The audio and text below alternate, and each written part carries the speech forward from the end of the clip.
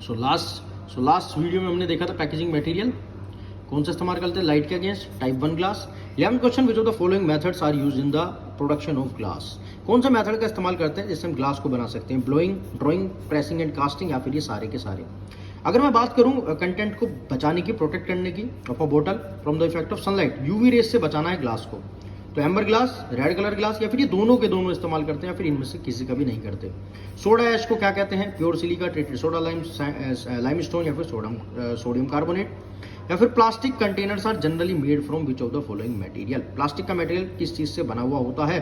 Polyethylene, polypropylene, या फिर polystyrene, या फिर ऑल ऑफ द अबव। अगर मैं प्लास्टिक कंटेनर का इस्तेमाल कर रहा हूं तो कौन से मटेरियल का बना हुआ होना चाहिए ये बताइए।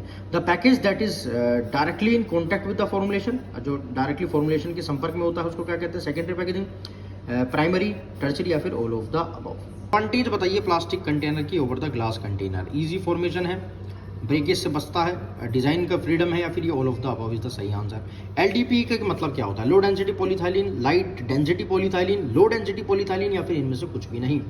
Then hermetic container. अब ये हर्मेटिक कंटेनर्स को क्या कहते हैं? हर्मेटिक कंटेनर्स को एयर टाइट कंटेनर तो नहीं कहते, multi dose container, single dose container, या फिर नॉन ऑफ द अबव।